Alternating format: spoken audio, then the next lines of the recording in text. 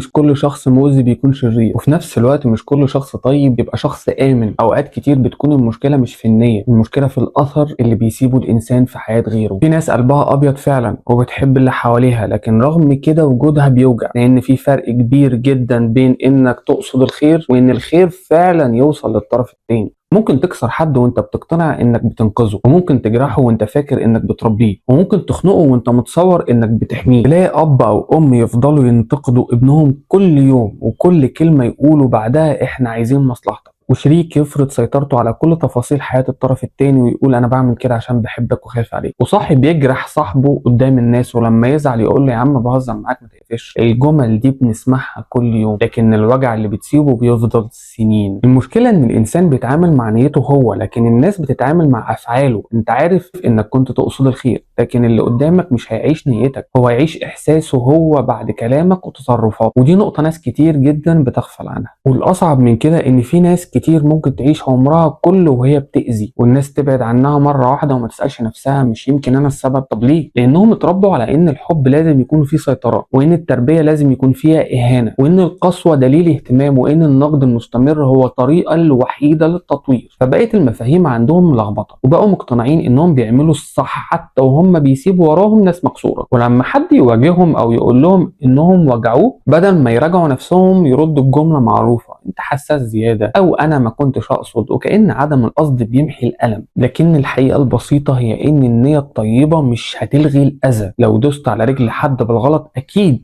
هو يعرف إنك ما كنتش تقصد، لكن رجله هتفضل بتوجعه برضه. الاعتذار مش معناه إنك شخص ضعيف، ومراجعة نفسك مش معناها إنك فشلت في اللي فات، بالعكس دي علامة إنك ناضج. عشان كده النضج النفسي الحقيقي مش إنك تفضل تكرر أنا نيتي كويسة، النضج الحقيقي إنك تقدر تسأل نفسك سؤال أصعب بكتير: هي الناس بتحس بالأمان معايا؟ هل كلامي بيداوي ولا بيجرح؟ وهل وجودي بيريح اللي حواليا ولا بيخليهم طول الوقت خايفين من رد فعلي؟ افتكر دايما ان اسوأ نوع من الاذى مش الاذى اللي بيجي من شخص بيعترف انه غلط، اسوأ نوع هو الاذى اللي صاحبه مقتنع انه بيحسن ليك، لان الشخص ده غالبا مش هيعتذر ومش هيغير نفسه، لانه اصلا مش شايف انه عمل اي حاجة غلط. وساعتها الضحية بتفضل تستحمل، والجاني بيفضل مقتنع انه بيحبك، بس في الحقيقة هو بيسيب جروح عمرها اطول من اي نية طيبة. وانا جاي عشان اقول لك الضلمة. سلام.